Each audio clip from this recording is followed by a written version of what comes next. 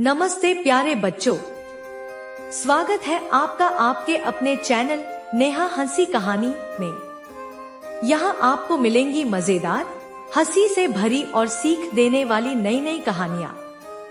तो जल्दी से आराम से बैठ जाइए, अपनी मुस्कान तैयार रखिए और अपनी कल्पना की उड़ान शुरू कीजिए।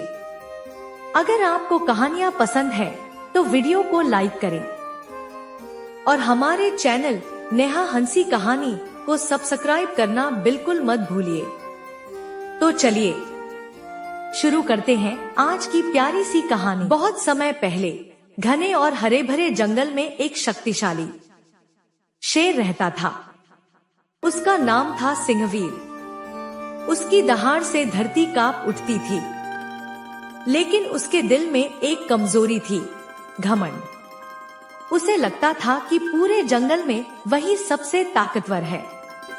उसी जंगल में एक छोटा सा फुर्तीला और चतुर चूहा रहता था, चिंटू। चिंटू छोटा था, लेकिन उसकी बुद्धि तेज थी। एक रात जंगल में अजीब आवाजें आने लगी। चरर, खटाक, सर्र। जानवर डर गए। किसी को समझ नहीं आ रहा था कि यह आवाज किसकी है।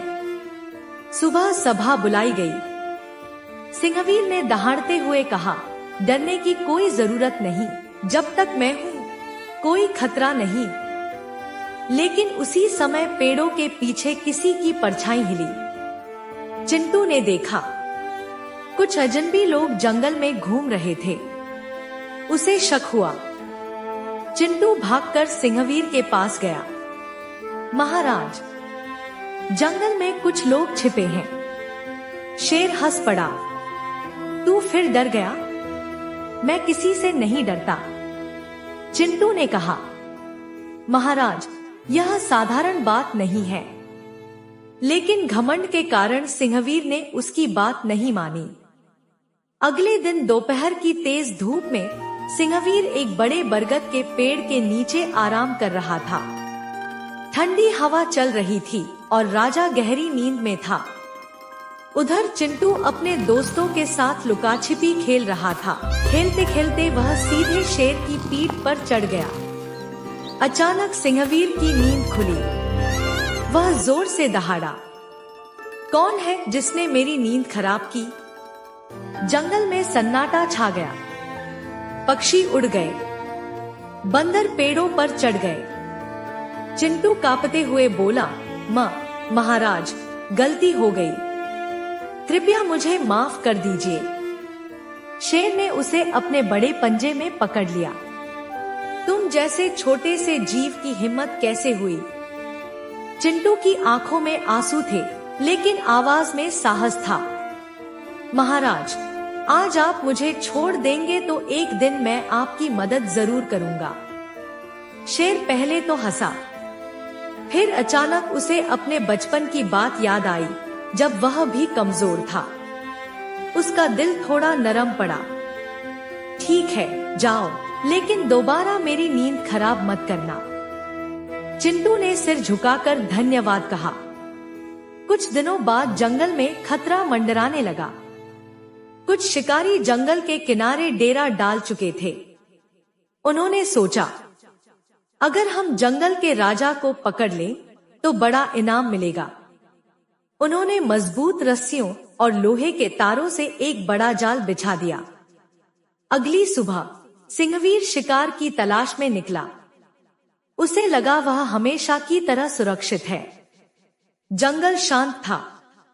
अचानक जमीन के नीचे कुछ खिसका और सिंहवीर का पैर फिसला। वह एक गहरे जाल में फंस गया। रस्सियां ऊपर खिंच गई, लोहे के तार कस गए। वह पूरी ताकत से दहाड़ने लगा। जाल हिलता पर टूटता नहीं। पहली बार उसके चेहरे पर डर था। उसे एहसास हुआ, मेरी ताकत भी आज काम नहीं आ रही। उसने पूरी ताकत लगाई, लेकिन इस बार जाल बहुत मजबूत था। पेड़ों के पीछे से शिकारी निकले। वे बोले, आखिरकार जंगल का राजा हमारे कब्जे में है। पहली बार सिंहवीर की आंखों में डर था। जंगल के सारे जानवर दूर खड़े थे, कोई पास आने की हिम्मत नहीं कर रहा था। चिंटू ने दूर से यह सब देखा। उसका दिल जोर जोर से धड़कने लगा। अगर मैंने जल्दी कुछ नहीं किया तो सब खत्म हो जाएगा। वह धीरे धीरे छिपते हुए जाल तक पहुंचा। शिकारी थोड़ी दूर आग जला रहे थे। चिंटू ने रस्सी काटनी शुरू की। तभी एक शिकारी मुड़ा। चिंटू तुरंत पत्तों के नीचे छिप गया। उसकी सांसें तेज चल रही थी। शिकारी वापस मुड़ा। खतरा टल गया, लेकिन समय बहुत कम था। अब शिकारी जाल के पास आ रहे थे। चिंटू ने पूरी ताकत लगा दी। उसके दांतों से खून निकल आया, लेकिन वह रुका नहीं। सिंहवीर बोला, चिंटू भाग जाओ, खुद को बचाओ। चिंटू चिल्लाया, दोस्ती में डर नहीं होता। आखिरी रस्सी बहुत मोटी थी। शिकारी बस कुछ कदम दूर थे। चिंटू ने पूरी ताकत से काटा और टप, रस्सी टूट गई। सिंहवीर नीचे गिरा और आजाद हो गया। उसने इतनी जोरदार दहाड़ लगाई कि आग बुझ गई। शिकारी डरकर भाग खड़े हुए। सिंहवीर की आंखों में आंसू थे। मैंने तुम्हारी बात नहीं मानी और आज तुमने मेरी जान बचाई। चिंटू मुस्कुराया, महाराज, असली ताकत शरीर में नहीं, समझदारी में होती है। उस दिन के बाद सिंहवीर बदल गया। अब वह किसी की बात को हल्के में नहीं लेता था। जंगल में अब एक नया नियम था, छोटा हो या बड़ा, हर किसी की बात सुनो। जंगल में खुशी की लहर दौड़ गई। सब जानवर इकट्ठा हो गए।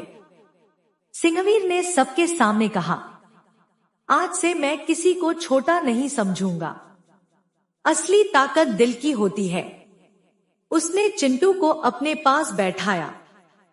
पहली बार जंगल के राजा और एक छोटे चूहे ने साथ भोजन किया। उस दिन के बाद जंगल बदल गया। अब वहां डर नहीं, सम्मान था। घमंड नहीं, दोस्ती थी।